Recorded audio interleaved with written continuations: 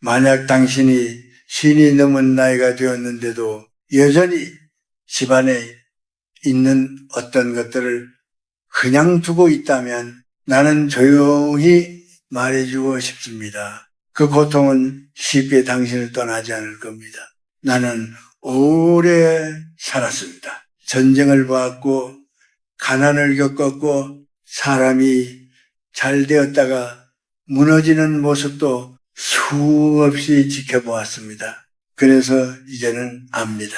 사람의 인생을 망가뜨리는 것은 항상 큰 사건이 아니라는 것을 말입니다. 많은 가정의 이유를 모른 채 점점 기울어집니다. 돈이 새어나가고 자식은 부모를 멀리하고 집 안에는 이유 없는 피로와 침묵이 쌓입니다. 사람들은 말합니다. 요즘 세상이 원래 그렇지 내가 운이 없어서 그래. 하지만 나는 그렇게 생각하지 않습니다. 운은 갑자기 사라지지 않습니다. 운은 아주 조용히 아주 천천히 집안에서부터 무너집니다. 내가 오늘 이 이야기를 꺼내는 이유는 당신을 겁주기 위해서가 아닙니다. 미신을 말하려는 것도 아닙니다. 그저 오래 산 사람으로서 너무 늦기 전에 꼭 한 번은 들어야 할 이야기를 전하고 싶을 뿐입니다. 많은 가정의 집안에 어떤 것을 오래도록 간직합니다. 버리지는 않지만 쓰지도 않습니다. 보고 싶어서 두는 것도 아니고 필요해서 두는 것도 아닙니다. 그저 그냥 거기 있었기 때문에 수십 년을 그대로 둡니다. 문제는 그 그냥이라는 말 속에 있습니다. 사람은 물건을 기억으로 포장합니다. 이건 옛날 생각이 나서, 이건 버리면 미안해서, 이건 언젠가 필요할 것 같아서. 하지만 세월이 흐르면 물건은 기억이 아니라 기운이 됩니다. 집은 단순한 공간이 아닙니다. 집은 사람이 하루의 끝에 몸과 마음을 내려놓는 곳입니다. 그곳에 쌓인 기운은 말없이 가족의 삶을 끌어당깁니다. 나는 수많은 집을 보았습니다. 크지 않아도 편안한 집이 있었고 넓고 잘 꾸며졌지만 들어가면 가슴이 답답해지는 집도 있었습니다. 차이는 돈이 아니라 집 안에 머무는 시간의 성질이었습니다. 어떤 집에는 슬픔이 정리되지 않은 채 남아 있었고 어떤 집에는 분노와 후회가 물건의 형태로 쌓여 있었습니다. 사람들은 그것을 보지 못합니다. 왜냐하면 너무 오래 함께 있었기 때문입니다. 신을 넘기면 사람은 점점 과거와 함께 삽니다. 몸은 느려지고 새로운 것은 귀찮아집니다. 그래서 더 쉽게 낡은 것을 붙잡습니다.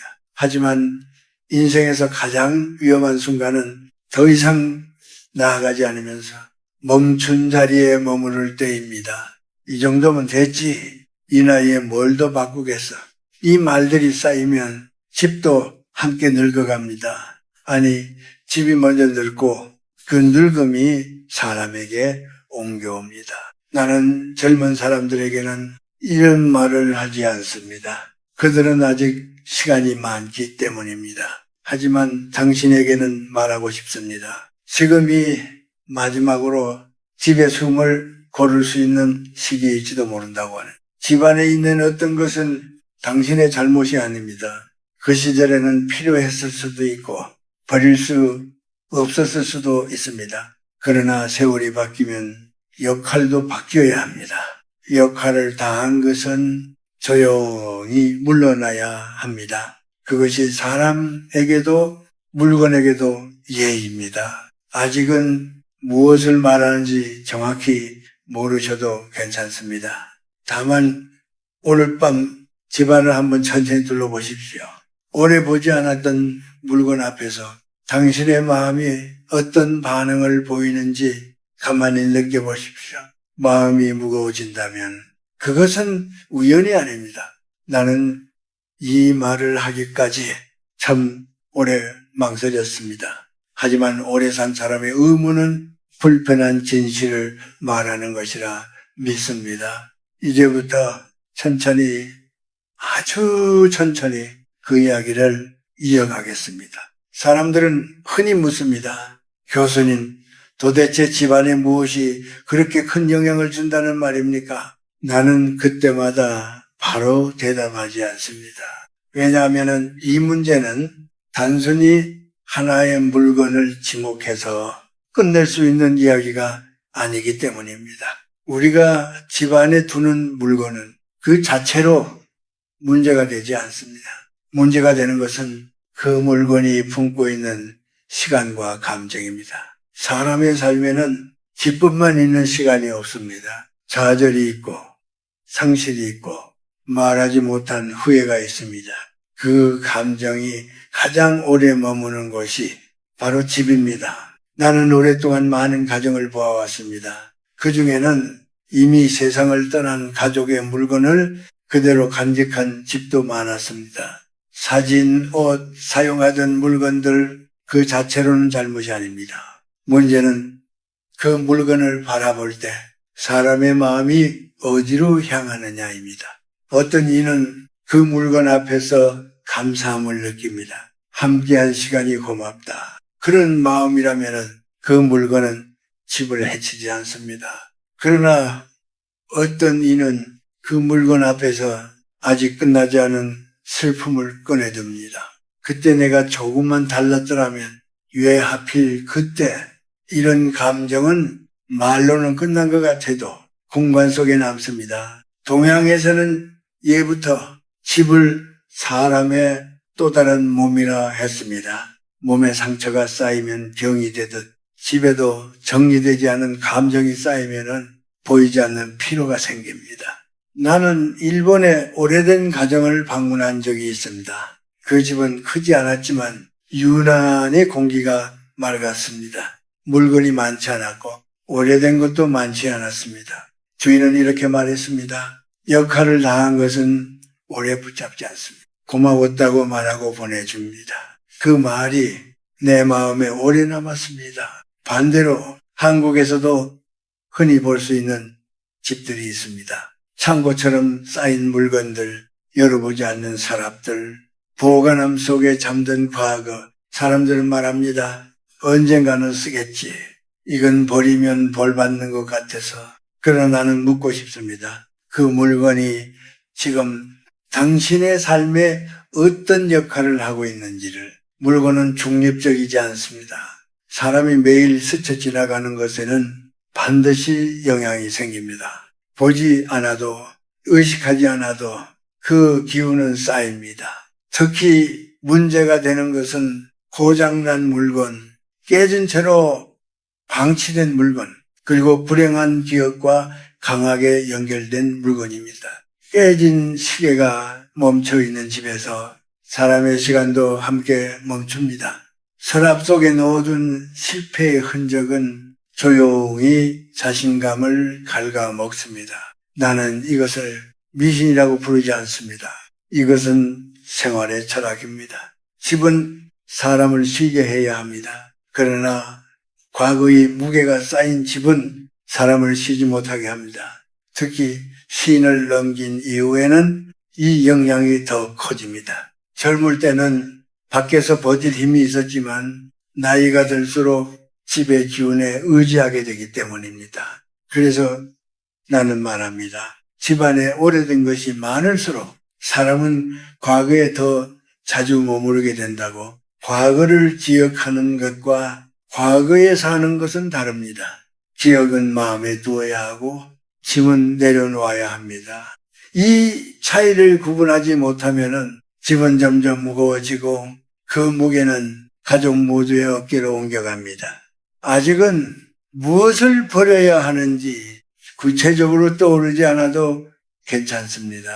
중요한 것은 이제부터 집을 보관하는 공간이 아니라 살아 숨쉬는 공간으로 다시 바라보기 시작하는 것입니다. 다음에는 이 이야기를 당신의 삶과 마음에 더 가까이 가져와 보겠습니다. 이제는 집안의 이야기를 조금 내려놓고 당신 자신의 이야기를 해볼까 합니다. 왜냐하면 이 문제는 결국 물건의 문제가 아니라 사람의 마음에 닿아 있기 때문입니다. 당신은 혹시 집에 들어오는 순간 이유 없이 한숨이 먼저 나오지는 않습니까? 아무 일도 없었는데 몸이 더 무거워지는 느낌, 괜히 말수가 줄어드는 저녁, 그것은 나이가 들어서만은 아닙니다. 사람은 본능적으로 자신을 압박하는 공간에서 에너지를 잃습니다. 많은 중년의 사람들이 이런 말을 합니다. 집에 있어도 편하지 않아요. 밖에 나가 있는 게 오히려 낫습니다. 이 말 속에는 아주 깊은 신호가 숨어 있습니다.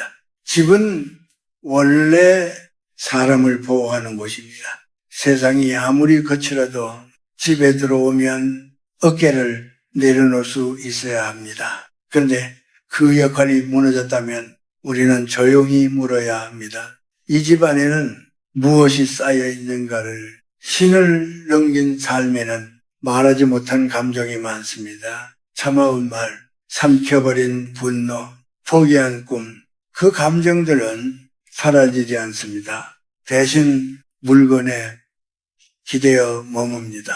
서랍 속에 오래 넣어둔 편지, 쳐다보지 않는 사진, 열어보지 않는 상자, 그것들은 단순한 물건이 아니라 마음의 은신처입니다. 문제는 그 은신처가 너무 많아질 때입니다. 집안이 조용한데도 마음이 시끄럽다면, 가족이 함께 있어도 외롭다면 그것은 사람의 문제가 아니라 환경이 보내는 신호일 수 있습니다. 나는 많은 어른들을 보았습니다. 겉으로는 강해 보이지만 집안에서는 점점 작아지는 사람들, 자식에게 말 한마디 못하고 부부 사이에서도 침묵이 길어지는 모습들, 그들은 대개 자신을 탓합니다. 내가 부족해서 그렇다. 내가 참아야지. 그러나 삶은 그렇게만 흘러가지 않습니다. 사람은 자신을 둘러싼 공간의 영향을 생각보다 깊이 받습니다. 일본에는 이런 말이 있습니다. 공간이 흐트러지면 마음도 흐트러진다. 이 말은 청소의 문제가 아닙니다. 삶의 방향에 대한 이야기입니다. 집안에 정리되지 않은 물건이 많을수록 사람의 생각도 정리되지 않습니다. 그래서 사소한 말에도 상처받고 작은 일에도 쉽게 지칩니다. 특히 나이가 들수록 사람은 밖으로 향하던 에너지를 거두고 안으로 돌아옵니다. 그때 집이 무거우면 마음은 더 쉽게 가라앉습니다. 혹시 이런 생각을 해본 적은 없습니까? 왜 나는 예전보다 자꾸 작아지는 것 같을까? 그 이유가 당신의 능력이나 성격이 아니라 당신이 매일 머무는 공간에 있을지도 모릅니다. 과거를 떠올리는 것은 나쁜 일이 아닙니다. 그러나 과거 속에서 계속 살아가는 것은 사람을 늙게 만듭니다. 집안에 남겨진 많은 것들이 당신을 자꾸 뒤로 끌어당기고 있다면 그것은 아주 조용한 소모입니다. 나는 이 이야기를 하면서도 당신을 재촉하고 싶지 않습니다. 당장 버리라고 말하지 않겠습니다. 다만 오늘 이 말을 듣고 나서 집 안에서 당신의 마음이 가장 무거워지는 장소가 어디인지 한 번만 느껴보십시오.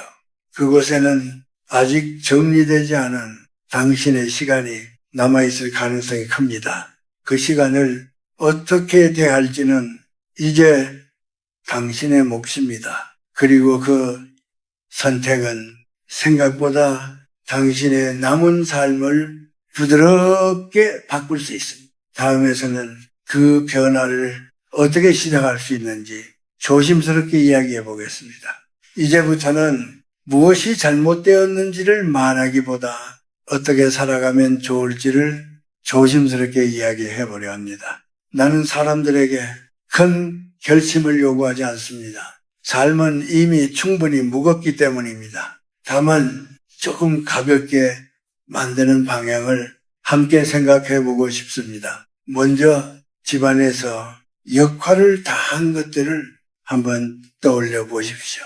고장났지만 언젠가 고치겠지 하며 몇 년을 그대로 둔 물건, 입지 않지만 아까워서 옷장에 걸려있는 옷, 보면 마음이 가라앉는데도 추억이니까 놓아두는 물건, 이것들은 지금의 당신을 돕지 않습니다. 오히려 조용히 붙잡고 있을 뿐입니다. 나는 버리라는 말을 함부로 하지 않습니다.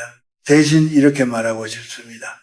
보내줄 준비가 되었는지 스스로에게 물어보라고. 물건을 손에 들었을 때 마음이 편안해진다면 그것은 곁에 있어도 됩니다. 그러나 손에 쥐는 순간 숨이 막히거나 기억이 아파온다면 그것은 이미 당신의 삶을 떠나야 할 때입니다. 동양에서는 정리를 단순한 청소로 보지 않습니다. 정리는 마음을 정돈하는 의식에 가깝습니다. 그래서 나는 서두르지 말라고 말합니다. 하루에 한 상자면 충분합니다. 하루에 한 서랍이면 충분합니다. 중요한 것은 속도가 아니라 태도입니다. 어떤 물건을 놓을 때는 조용히 마음속으로 이렇게 말해도 좋습니다. 그동안 고마웠습니다. 이 말은 물건을 위한 말이 아니라 자기 자신을 위한 말입니다. 또 하나, 집안에서 말을 조심해야 합니다. 우린 원래 운이 없어. 돈은 모일 리가 없지. 이 나이에 뭘 기대하겠어. 이런 말들은 공기처럼 집안에 퍼집니다. 말은 사라지는 것 같지만 기운은 남습니다. 말이 거칠어지면 집은 점점 딱딱해지고 그 안에서 사는 사람도 서서히 굳어갑니다.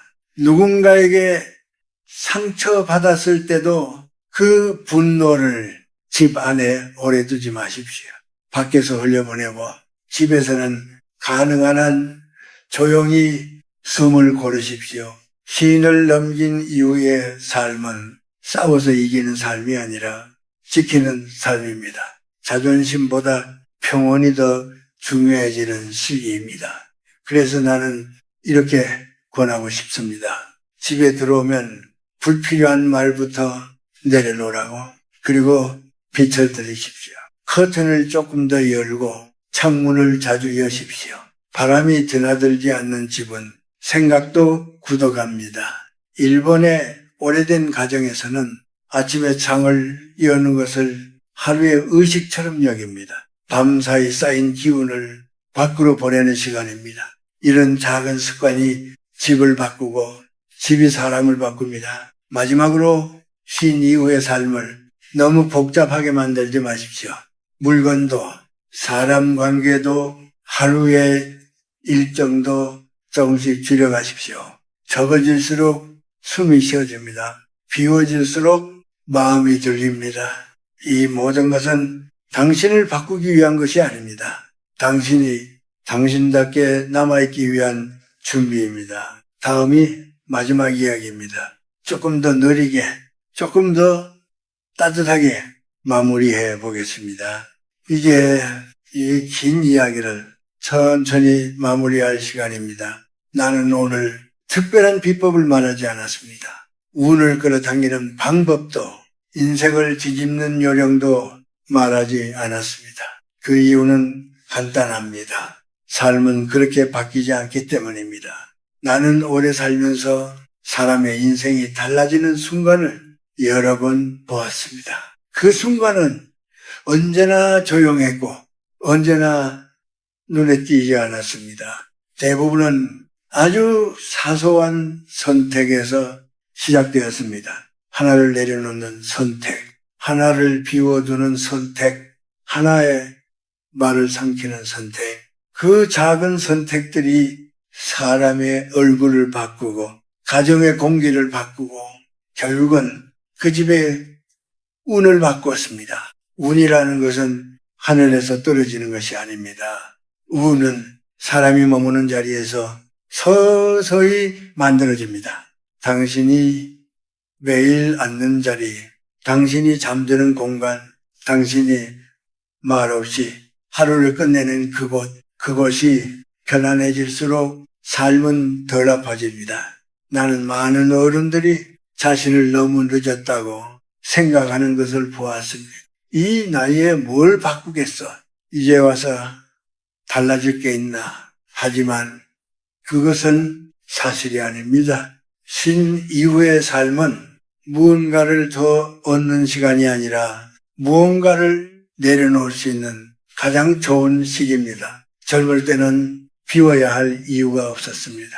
살아내느라 바빴고 쌓아야 했고 참아야 했습니다. 그러나 이제는 묻지 않아도 됩니다. 이것이 정말 나에게 필요한가? 이것이 내 남은 시간을 조용히 도와주는가? 집은 당신의 남은 인생을 가만히 품어주는 그릇입니다. 그 그릇이 너무 가득 차 있으면 아무것도 담기지 않습니다. 나는 자식들에게 이렇게 말하곤 했습니다. 부모의 집은 짐이 아니라 힘이어야 한다. 그 말은 당신에게도 해당됩니다. 당신 스스로에게도 쉼을 허락해야 합니다. 과거를 정리하는 것은 과거를 부정하는 일이 아닙니다. 그 시절을 잘 살아냈기에 이제는 내려놓을 수 있는 것입니다. 그리고 내려놓으면 언제나 조용한 축복으로 돌아옵니다. 집안이 가벼워지면 말이 줄어듭니다. 말이 줄어들면 마음이 드러납니다. 마음이 드러나면 사람은 다시 자기 자신과 만납니다. 그 만남이 신 이후의 삶에서 가장 귀한 일입니다. 오늘 밤 아무것도 하지 않아도 괜찮습니다. 다만 집안에 앉아 조용히 숨을 고르십시오. 그리고 마음속으로 이렇게 말해 보십시오. 이제는 조금 편안해져도 되겠구나.